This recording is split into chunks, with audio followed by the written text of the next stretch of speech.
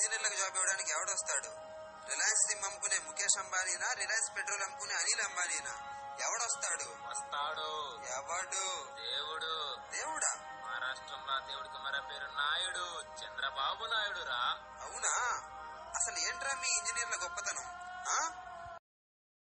పెళ్ళాం కడుపుతో ఉందని తెలిసి బిడ్డను చదివించాలా వద్దా అని ఆలోచిస్తుంటే వాడు చదువుతాడో చదవడో తెలియని పరిస్థితిలో ఎలాగోలాగ పుట్టేసి పెరిగేసి చదివేస్తున్న టైంలో తాను చదవాల్సింది దిక్కుమాలి డిగ్రీ కాదు దమ్మున్న డిగ్రీ అని తెలిసాక అమ్మా నాన్న కలిసి 1/2 కిలో బంగారం 1/2 కిలో వెండి తాకట్టు పెట్టి వాడిని ఒక దగదగలాడే క్యాంపస్ లో చేర్పిస్తే తల దించుకుని హాస్టల్లో కళ్ళు దించుకుని కాలేజీ గదిలో ఉంటుంటే భుజాల మీద బుక్స్ బరువు బుర్రల మీద మ్యాథ్స్ బరువు మోసి వాళ్ళు పెట్టే ఎగ్జామ్స్ 4 సంవత్సరాలు రాసి ఒక పనికి మాలిన పర్సెంటేజ్ సంపాదించాలనుకుంటే పొద్దున్నే కోడి కంటే ముందే నిద్ర లేచి బెడ్షీట్ మడత పెట్టి నోట్లో బ్రష్ పెట్టి బాత్రూమ్ గడియ పెట్టి యూనిఫామ్ బటన్స్ పెట్టి కాలేజ్ లో అమ్మాయికి కన్ను కొట్టి యూనివర్సిటీకి గుడ్ మార్నింగ్ పెట్టి టేబుల్ కింద స్లిప్పులు పెట్టి పక్కనోడికి దండం పెట్టి ఒక చేత క్వశ్చన్ పేపర్ మరో చేత మైక్రో జెరాక్స్ చేత పట్టుకుని బుక్లెట్ లోని పేపర్లు తిప్పి స్లిప్ లోని ఆన్సర్లు రాసి 2 గంటలు పార్ట్ బి 1 గంట పార్ట్ ఏ రాస్తూ మధ్యలో పక్కోడి పేపర్ కూడా కాపీ కొట్టి సారెక్కడ చూస్తాడన్న టెన్షన్ లో mathematics, mechanics of solids, fluid mechanics, INCS, robotics అంటూ పగలు రాత్రి తేడా లేకుండా సబ్జెక్ట్ లోని సమస్యలను తన సమస్యలకు భావించి బరువెక్కిన గుండెతో ఆలస్యంగా వచ్చిన రిజల్ట్ చూసి